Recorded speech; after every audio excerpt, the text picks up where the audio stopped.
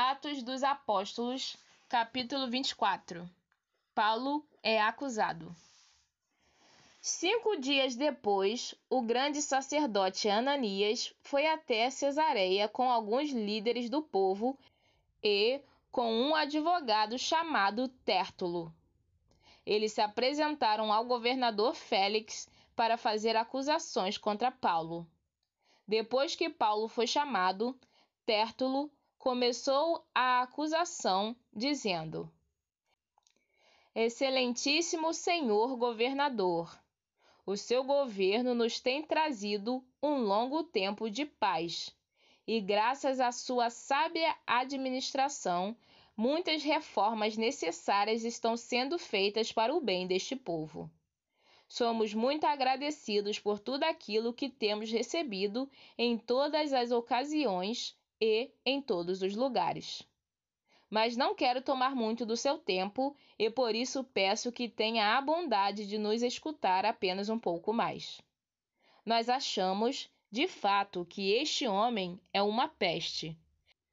Ele provoca desordens entre os judeus do mundo inteiro e é também o líder do partido dos Nazarenos. Além disso, tentou profanar o templo e então nós o prendemos. Nós íamos julgá-lo de acordo com a nossa lei, mas o comandante Lisias veio e o tirou de nós à força. Aí o próprio Lisias mandou que os acusadores viessem até aqui e fizessem a acusação diante do Senhor. Se o Senhor fizer perguntas a este homem, ele mesmo confirmará todas as acusações que estamos fazendo contra ele.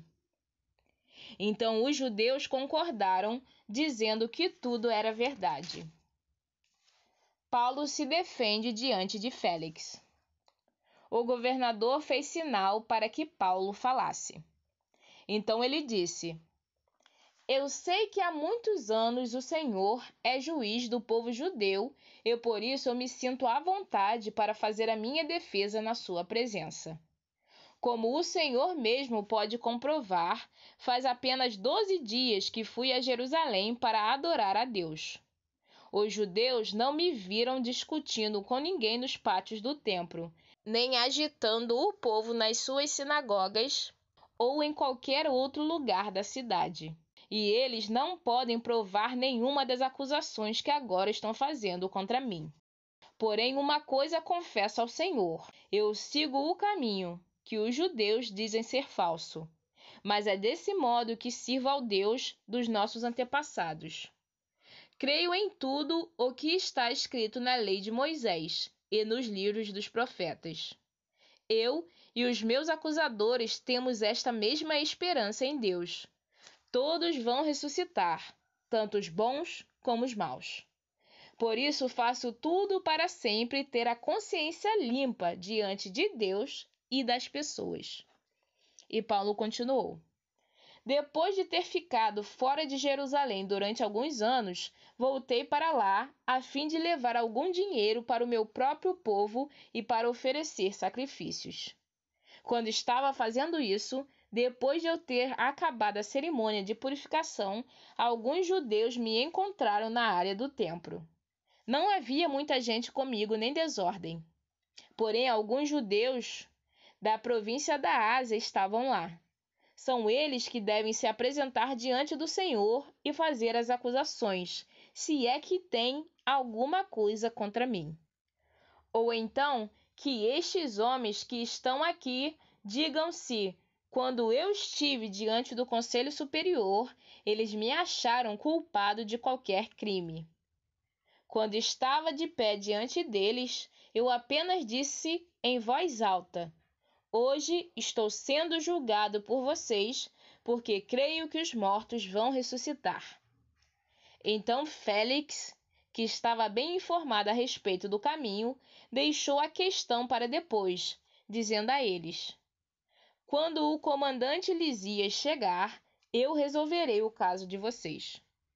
Ele mandou que o oficial pusesse um guarda para tomar conta de Paulo e ordenou que lhe dessem alguma liberdade e licença para receber a ajuda dos amigos.